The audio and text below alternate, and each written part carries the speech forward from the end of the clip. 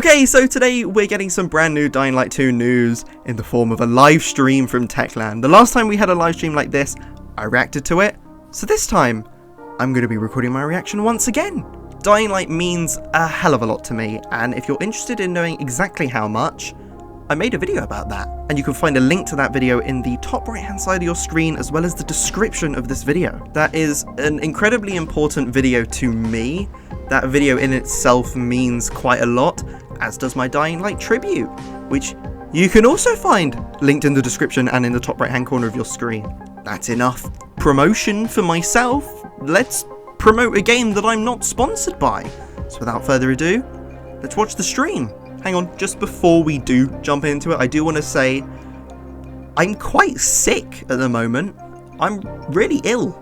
So if I sound terrible, blame Techland for scheduling this event at a time that I'm ill. Don't blame me. You can't blame me for being ill. That's horrible. Blame Techland. Oh, trailer. Now run.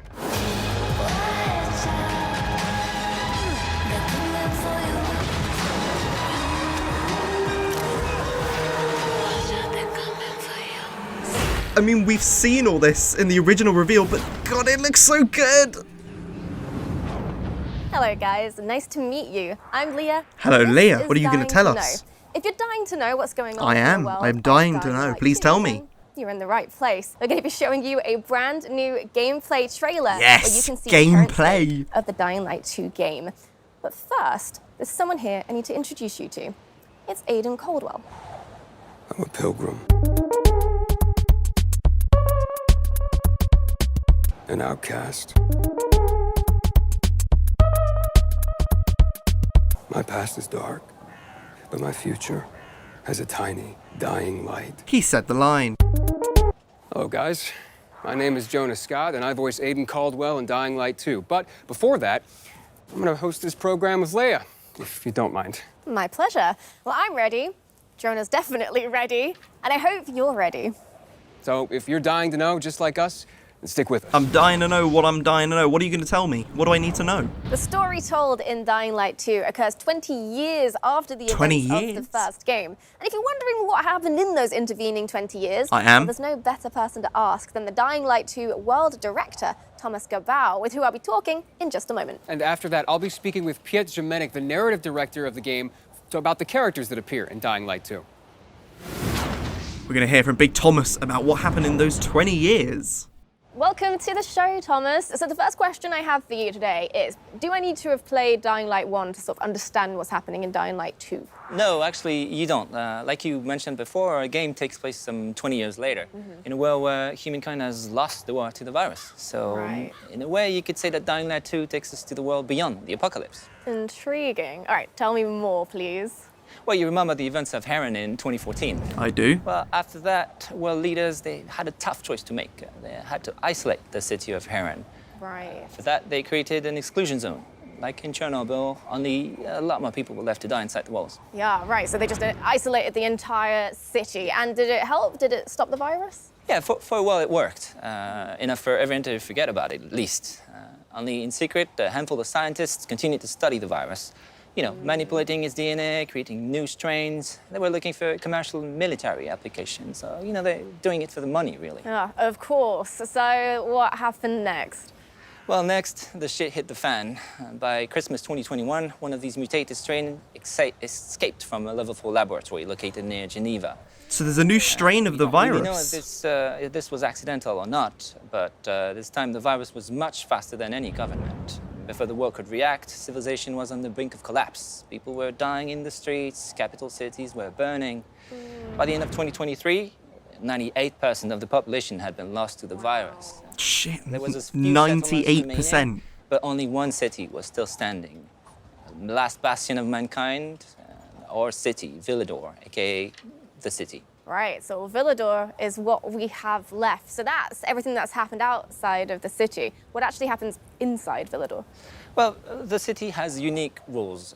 First of all, it's surrounded by seemingly impassable walls. And inside the walls, the people decided to use a radical new weapon against the infection, which actually gave them the upper hand in the first stages of the pandemic. Okay. But it also created terrifying new monster archetypes.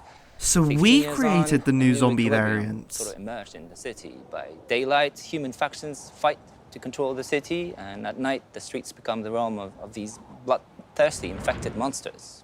Great. Well, that is extremely interesting. Thank you very much, Thomas. And we'll be hearing more about the vibrant and fantastic city soon, I hope. But first, I think we need to hear a little bit more about the characters. Please. Please.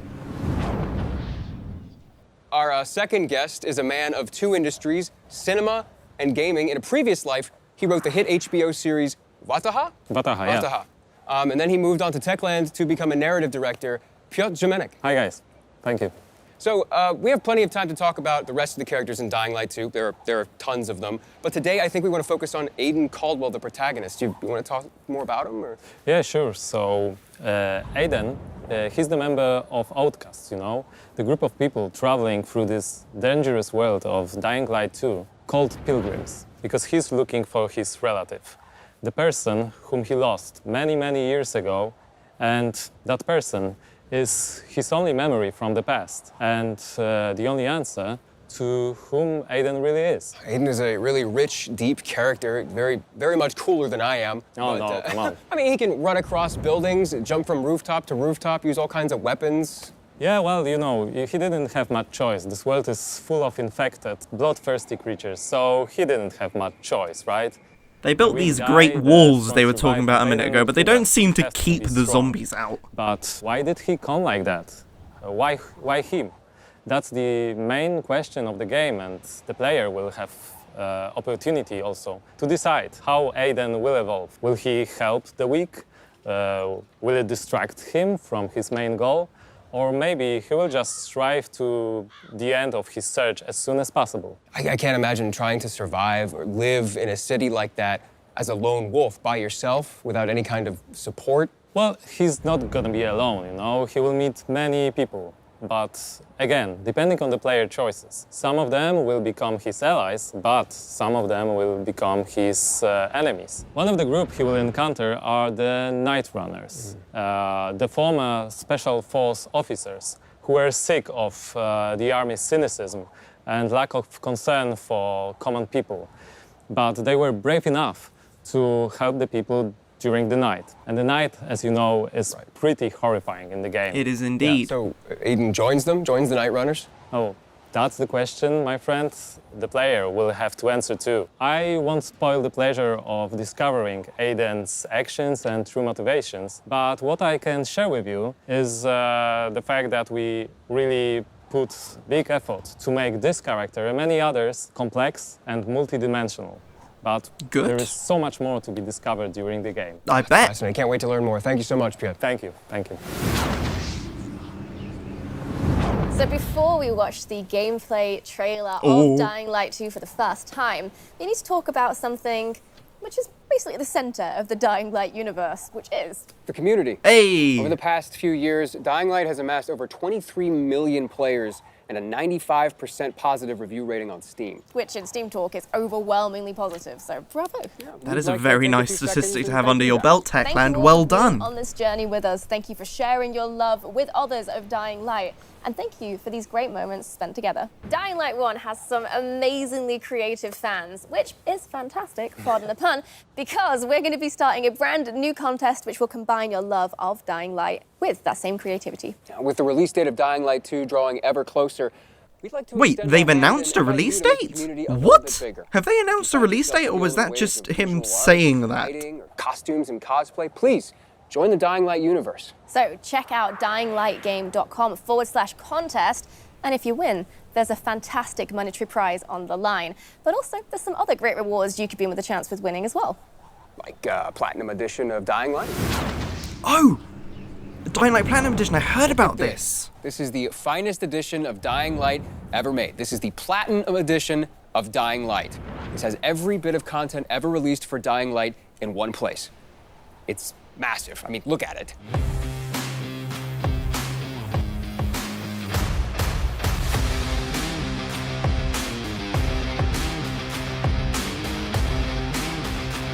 They did add a lot of stuff to Dying Light 1, and I know it's a silly thing to say because it's just so blatant. I love how they didn't take themselves seriously. In so many aspects, the game is so wacky and so stupid, and that's brilliant.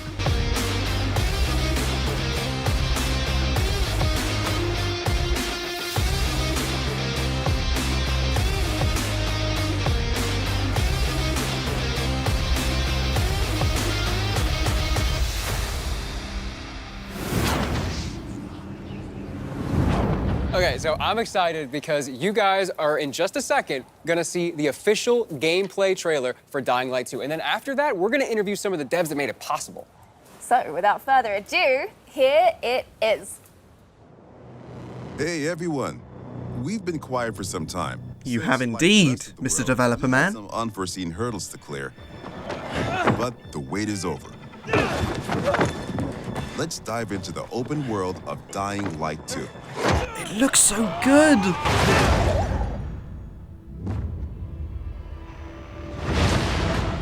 The last slice of Dying Light 2 showcased the mission from the main storyline. You get after those fuckers. I remember this. You saw how your decisions influenced the narrative and notably changed the environment. I remember that too. This time, we want to give you a broader look at the game and a sneak peek at some of the things we'll be talking about in upcoming months.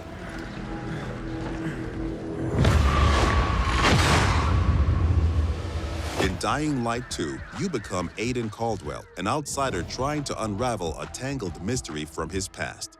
Its trail leads him to the city.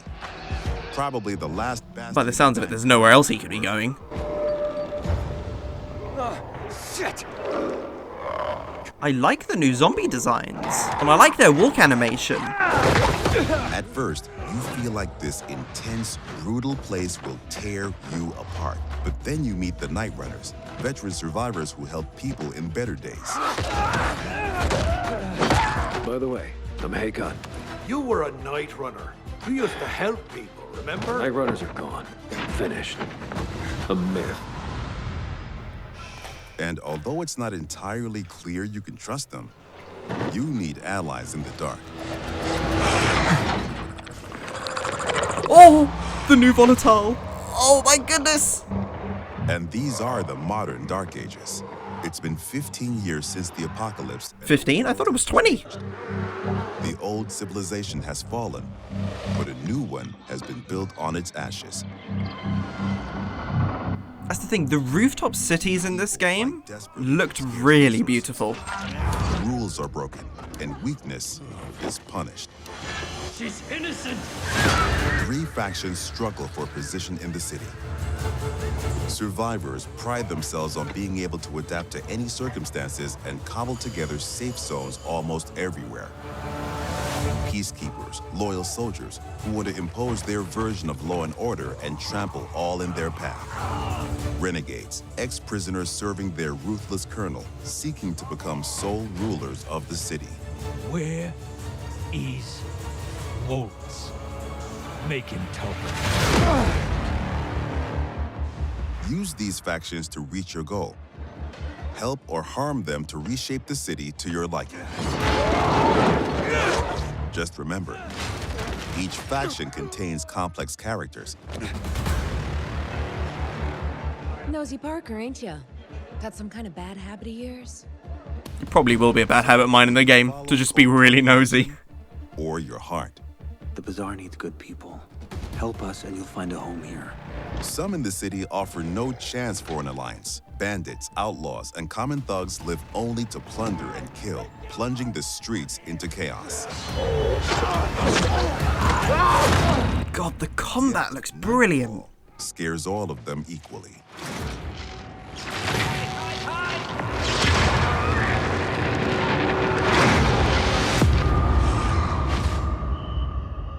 Darkness changes the rules of the world. As the light fails, monsters crawl out of hiding to prey on the poor souls caught outside the safety of UV rays. Hordes of infected pour into the streets like decaying lava. The deadly spawn of 15 years of mutation and evolution. Oh my goodness. What the hell are some of these creatures? Your only escape? Exploit the city's verticality and flee to the roof. Verticality.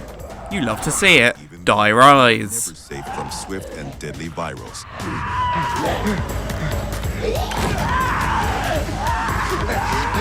Or even greater threat. Show us the volatile. There he is! There's the man. Yet night brings opportunity as well. Nests rife with infected during the day. Oh my goodness. Now lie empty. This game looks like it's going to have some scary elements. Dying Light 1 wasn't really scary. But those brave enough to face the terrors of the night can loot a jackpot.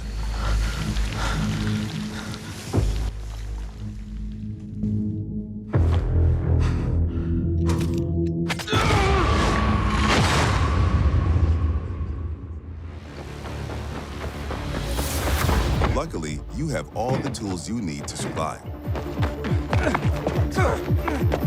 Your extraordinary parkour skills allow you to navigate even the most treacherous terrain. Do a roll. Yeah, he did it. He did the roll. I wonder if the roll will let you take no fall damage again. I really liked that in the first game because it was just ridiculous. On the roofs, you can count on your parkour acrobatics to save you. Oh, that was a person. That wasn't even a But zombie. often, you'll have to face your enemies head on. And then you have to be smart. Stealth. Stealth. Determined. Stealth. Hard on the essence of combat, making sure swinging a big, meaty weapon is fun, satisfying, and well executed. Hell yeah. Just show us some slow-mo. Brutal fights can be tactical as well. Oh, the slow-mo. Hone your skills toward the gameplay style that suits you best.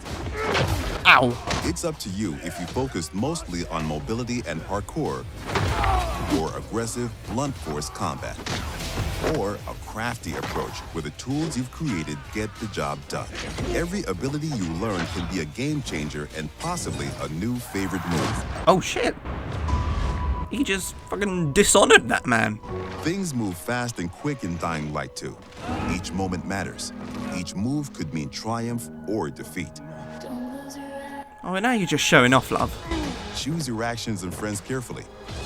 Everything you do in the city can reshape the gameplay environment, change the course of the narrative, and decide Oh my goodness. city's residents. That man just got But most importantly, deleted. you decide your own fate as well. You're about to turn.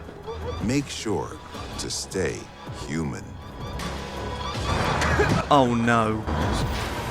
Please tell us we don't have to control that. I'm not having malaria from Far Cry 2 I really again. like that divisiveness, you know, the life on the roof and then death on the streets. Yeah, like the intensity of the day and the night cycle together. It's almost like Dying Light 2 is two different games put together into one. Yeah, like despite that, despite all the brutality going on the ground floor, there's something about like the rooftops and the plants and It's stuff. cozy. Yeah, kind of. It is cozy. That's a good description there, But it my does feel friend. like every decision is vital. Like your choices actually do have some consequences. Choices and consequences are incredibly vital to Dying Light 2's gameplay. And we're going to interview some devs and talk about some other very vital gameplay mechanics. Interview for devs. Do-do-do-do. It is dev interview Our time. next guest is Adrian Pizza-Shizewski. Hi. Hi. Welcome, and that gameplay looked awesome. I know we can't wait to get our hands on it, but congrats. Yeah, for sure. It looks like you guys have a very unique world and a very unique game. Where y'all get your inspiration from? Oh, that was a research. We did a deep dive into the history of our world, and we found repetitive patterns. We found that people use the same behaviors in the past after the fall of civilization or after the fall of the nation that's supposed to be a backbone of our world. So our approach was super simple. We just copycat those behaviors and attitudes and show you how our world would look like after the fall. However, it's kind of obvious that the main reason that civilization fall is virus pandemic or eventually the economical collapse. Welcome to 2021, my friend. But it's even darker if you connect those things with the research we did at the beginning of the production. So people will question everything. They're gonna blame everything and everyone that's supposed to guide us in our lives every day. So they're gonna blame governments, they're gonna blame law, they're gonna blame science, or even religion. Some people might ask themselves that, where was God when it happened to us, basically, you know? So I feel that all of those things together creates the sensation that it's a giant step backward for our civilization. So Dying Light 2 has a subtitle, Stay Human. What does that mean? Well, it's super hard to remember those values that makes us human, so like compassion or support. So the entire fall, that those dark times we have, is a big test for everyone. And I think it's even harder test because to stay human, people would sacrifice what's the most important for them or sometimes risk their lives. Wow, so that's like really intense. And there's like the obvious like double meaning to it, which is what I was thinking. Stay human, don't become a zombie. Yeah, but one disclaimer, those are not zombies, you know? Those, yeah, those get it right. Infected people that turn to be a monster. They're just crossing a line, you know, and they're turning to be a monster, you know? Because in Dying Light, we all infected. Yeah, we all wearing this biomarker, you know it, and you're wearing this, I'm wearing this. That's a watch, actually, but you know that, you know, so that's the thing. So the challenge is to interesting, not cross this line. Because not everyone was infected in Dying Light 1. The biggest challenge of staying human in this meaning. I see, yeah, not zombies. Not zombies. Not zombies. At all. People who've crossed the line. Right, well, fascinating. Thank you so much. That's Avery. really We'll definitely interesting. be hearing from you again soon. Yeah, thank you so much. We have with us Katarzyna Tarnacka, the environmental art director. Hi. And we have game designer Michał Duzak. Hello. So, choices and consequences. The player I'm has to interested make a to hear choice more and about they this. have to experience or endure the consequences. What does that mean? Basically, the whole system of choice and consequences is really, really complex. I would say the best way to describe it is that player is making the decisions based on 3 layers. First one are the choices that you do during the main story missions. And those big changes actually can change the whole game or even how the story ends. The second layer are choices that you do while the quests. And those choices can actually influence the mission itself. And the last layer is so-called city alignment system. And I, as an open world game designer, would like to focus on. Please do, go on. All right, so water and electricity are basically a key to survive in every world. By restoring it, player can not only unlock the water or electricity in the area, but he can also, based on his decision, assign it to one of the factions, which will influence how the district looks like or who's going to live inside of it. But it also, what is pretty more important for a player, unlock new tools for him. Like unique tools for each factions, like car traps, zip lines, or a trampoline. Oh, you know I'm going for the trampoline. To deal with bandits or infected, or simply to move faster through the city. So basically, based on your choices, you shape the game environment, which gives you a different experience every time you start a new game. And what is worth mentioning here that Dying Light 2 is playable up to 4 co-op players. So you can host the game or join other players and see how their choices came up differently to your own. Right. Interesting. There's one thing I'm really curious about, though. Night versus day. How does the gameplay differ from the night and the day? Good The question. short answer is that day is for humans and night is for the monsters. But to describe it a little bit better, I would say that during the day, humans, factions, bandits, or survivors scavenging the city and searching for some scraps or someone who might have them. And this is the best time for a player to explore the city, meet its citizens, learn the stories, day-to-day agenda, or even simply help them in a quest or open world activities to survive those dark ages. Yeah, and that sounds quite pleasant, but I'm guessing night changes everything. Exactly, exactly. During the night, all the infected get out of the buildings, and compared to the Dying Light 1, the night is going to be even more intense this time. intense in terms of the amount of enemies, their new types, and new, more aggressive behaviors. And what is important, this time night can mean also opportunity. An opportunity for the players who are courage and skilled enough to use the fact that all the infected are outside and buildings are accessible to explore them and search for the most valuable loot in the game. Katarzyna, you're responsible for the Cool. That's really interesting. Can you tell us a little bit how about the city came to look that way? Yes. I guess the important thing to realize is in 2025, a decision was made to use a chemical attack to stop the spread of the Haran virus. And the result is a tight ring of chemically active areas around the city. Some of the chemicals have gotten into the groundwater and spread under the surface, killing every living plant and every living thing in its reach. What it means for the city is that the street levels are virtually dead. The soil is unable to sustain any life, any plant, and the street level is a domain of the monsters, just decaying in every aspect. Wow, so it sounds like there's just no healthy organic life down there at all.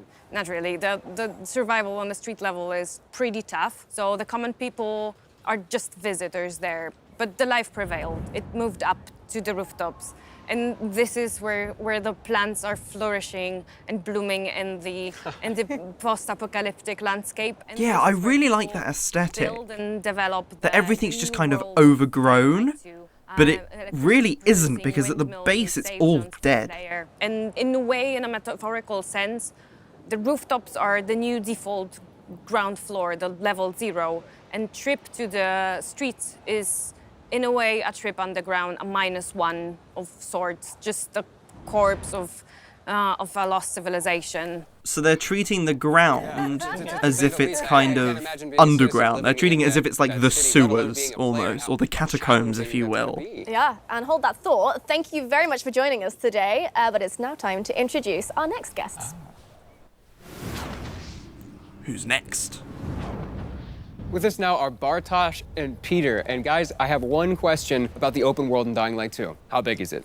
It's pretty big. How big? We know that. Can you tell us a little bit more? Yes, of course. The map in Dying Light 2 is divided into 2 huge regions and several zones. Okay.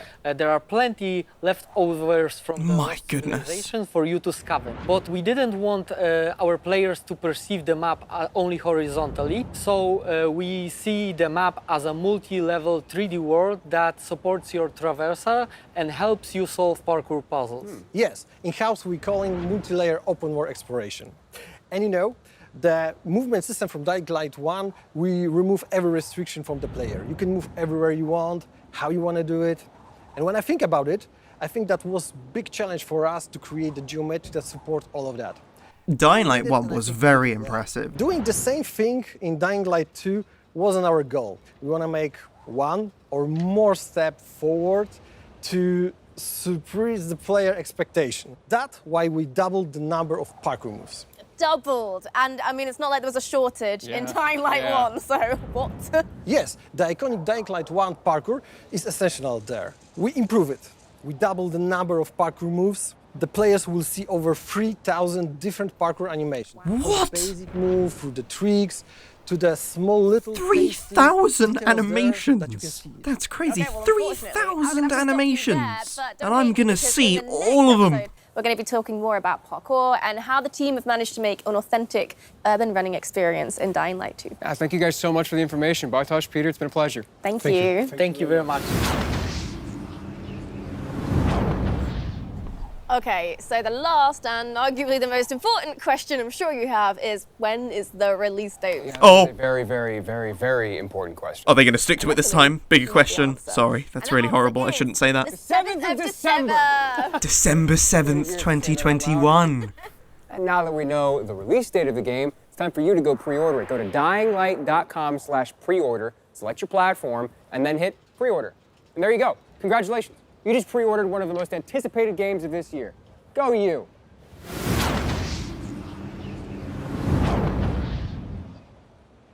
Oh, wow. Oh, the special edition I've stuff. got good news for you then. That's quite cool. The official figurine is part of the collector's edition of Dying Light 2, and you can get one for yourself if you want. We'll leave like a proper unboxing of the whole set to the professionals, but we do have it all in front of us right now, so it'd be rude not to take a look. You get, in the collector's edition, a concept art book full of stunning artwork from the game. You get this steel book, which will have your game inside it, of course. And you get this interesting little sort of UV flashlight, so yeah. Cool. It looks like there's all sorts of vanity elements in here too, like some legendary skin packs, as well as all sorts of digital elements. For more information on these digital elements, please visit the pre-order website. I want this, and I want Dying Light 2. I want it. Say that. Well, if you're feeling the same way, I want it, my friend. I want it. Because you can pre-order the collector's edition. However, it is very, very limited, so you'll have to be very quick. Rest assured, there will be plenty of the standard edition for your standard gamer, but if you're into special editions, there is a deluxe edition of Dying Light 2 with a steel book, legendary pack, and a digital soundtrack, and much, much more. So to summarize, that's 3 different editions that you can buy depending on what you're after. And if you just can't wait until release to get immersed in the world of Dying Light 2, then why don't you go check out the Techland Gamers and Goodies website for more info. Yeah, this is a program for all gamers, whether or not you want updates on Dying Light 2 with the news, or you want Dying Light 2 items in Dying Light 1. Everyone's gonna find something they like there. Yep, and this is just an initial offering as well. Check back later for even more details, more information, and we'll be going through it in future episodes as well. That's it. Don't forget to pre-order the game and take part in our contests. The details are on the game's website. And here's a sneak peek at the topic of the next episode. Thank you for watching, and stay safe out there. Oh, there's another one? When are they doing the next one?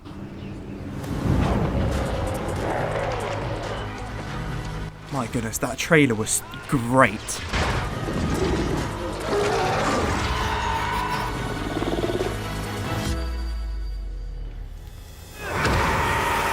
The volatiles. Oh. And that's the pre-order stuff. Oh, that's sick. That's incredible. And that's it. December 7th. It comes out on December 7th. We do not have long. About another 6 months. And that's it. December 7th. December 7th. Comes out December 7th. I will be here. I will be playing the game. The game will be played, and it will be played by me.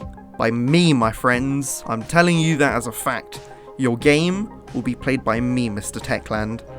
I love you. I love you, Techland. I love you. That was incredible. The gameplay was fantastic. The stuff they spoke about, also brilliant. I'm really interested to hear more about the decisions and the options you have as to who you side with. Do you have to side with one of the 3 factions? Can you be mutually acquainted with all 3? Can you side with just 2? Can you side sort of 50% with one, then 25% with both of the others? Can you kind of play with that, or is it just, I am with you now, good sir? I want to know more, but it sounds like we're going to find out more, because it sounds like there's another episode of this coming out at some point in the future, which we will watch together when it comes out. But it's not out right now, and this one's over. So with that all said, thank you very much for watching. If you liked the video, drop a like on the video. If you disliked the video, drop a dislike on the video. Thank you very much for watching once again, and I will see you in the next video.